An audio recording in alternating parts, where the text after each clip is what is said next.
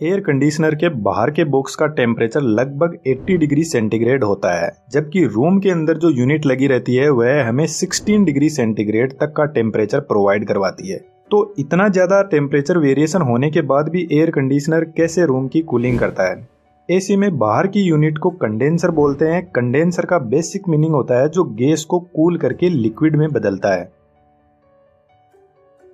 AC में mainly 4 ही unit होती है जो मिलकर कूलिंग का काम करते हैं। सबसे पहले कंप्रेसर का काम शुरू होता है।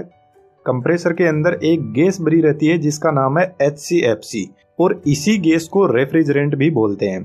जिस तरीके से कार के इंजन में पिस्टन काम करते हैं उसी तरीके से कंप्रेसर रेफ्रिजरेंट को पंप करता है। जब कंप्रेसर रेफ्रिजरेंट को पंप करता है तो इसका प्रेशर इंक्रीज हो जाता है और प्रेशर से इस गैस का टेम्परेचर भी 80 डिग्री सेंटीग्रेड तक पहुंच जाता है। तो इस हाई टेम्परेचर रेफ्रिजरेंट को कूल डाउन करने के लिए यह कंडेंसर यूनिट के पास में जाता है, जिसको हम हीट एक्सचेंजर भी बोलते हैं। कंडेंसर यूनिट के अंदर इस टाइप की कॉपर पाइप लगी रहती है जिनको कोयल बोलते हैं और इन्हीं कोयल से रेफ्रिजरेंट फ्लो करता है। रेफ्रिजरेंट के अंदर की हीट को बाहर निकालने के लिए फैन लगा रहता है जो कॉपर पाइप से रेफ्रिजरेंट की हीट को एब्जॉर्ब करके बाहर की तरफ फेंकता है और इसी वजह से कंडेंसर यूनिट का टेम्परेचर एनवायरनमेंट के टेम्परेचर से लगभग डबल होता है। रेफ्रिजरेंट जब कंडेंसर से बाहर निकलता है तो लिक्विड में बदल जाता है और इसका टेम्परेचर 50 डिग्री सेंटीग्रेड तक डाउन हो जाता है। जब गैस हीट लूज करती है तो इसकी काइनेटिक एनर्जी वीक हो जाती है जिससे यह लिक्विड में कन्वर्ट हो जाती है और इसके विपरीत जब लिक्विड हीट एब्जॉर्ब करता है तो वह इवेपोरेट हो जाता है जिसकी काइनेटिक एनर्जी हाई होती है।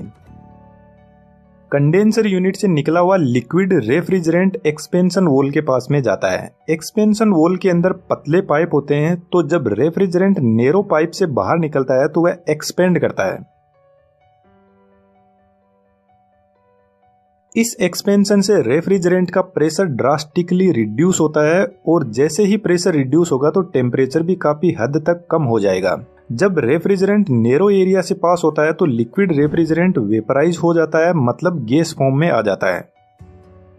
एक्सपेंशन वॉल वाटर स्प्रे की तरह काम करता है। वाटर स्प्रे में जब पानी बाहर निकलता है तो बहुत ही नैरो साइज्ड ओपनिंग से बाहर निकलता है और जब ये छोटी छोटी वाटर ड्रॉप्स हवा में ट्रेवल करती है तो काफी ज्यादा ठंडी हो जाती है।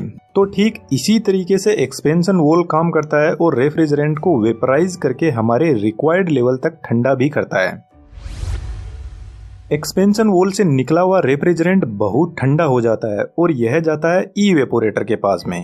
इवेपोरेटर एसी का ही एक यूनिट होता है जो रूम के अंदर लगा रहता है। इसमें भी एक कोयल लगी रहती है जिसके अंदर रेफ्रिजरेंट फ्लो करता है। इवेपोरेटर की कोयल बहुत ठंडी होती है जो रूम के अंदर की गर्मी को सोख लेती है। कोयल के बीच में एक सिलेंड्रिकल फैन लगा रहता है जो इस कोयल की कूलिंग को रूम के अंदर स्प्रेड करता है। इवेपोरेटर कोयल जब रूम की हीट को एब्जॉर्ब करती है तो इसके चारों तरफ पानी की ड्रॉप्स इकट्ठा हो जाती है जिनको एक पाइप से बाहर की तरफ निकाल दिया जाता है। यह ठीक उसी तरीके से काम करता है जब हम फ्रिज से निकाला हुआ ठंडा पानी गिलास में डालते हैं तो उसके चारों तरफ पानी की बूंदें इकट्ठा हो जाती है और ऐसे ही इवेपोरेटर कोयल में होता है जिसके पानी को बाहर निकाल दिया जाता है। इवेपोरेटर की जो हीट एब्जॉर्ब कैपेसिटी होती है उसी को एसी का टन बोलते हैं। 1 टन के एसी की पावर कंजम्पशन 3500 वाट की होती है।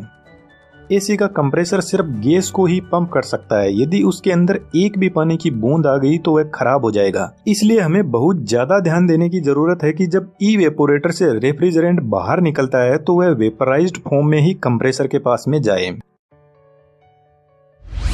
एक्सपेंशन वॉल को इवेपोरेटर कोयल के पास में कोयल से पहले लगाया जाता है जो रेफ्रिजरेंट को वापस लिक्विड से वेपराइज्ड करता है।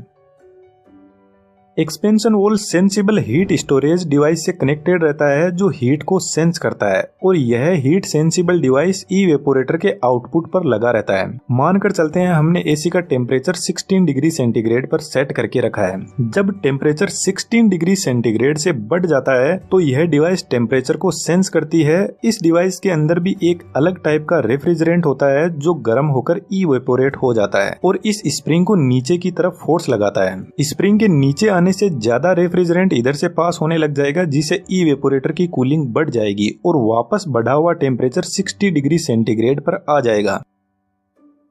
तो जैसे ही कूलिंग बढ़ती है तो हीट सेंसिबल डिवाइस के अंदर का लिक्विड ठंडा होने लग जाता है, जिससे स्प्रिंग वापस ऊपर की तरफ चली जाएगी और रेफ्रिजरेंट कम पास होने लग जाएगा। इस तरीके से एसी को एक रिक्वायर्ड लेवल के टेम्परेचर पर रखा जाता है।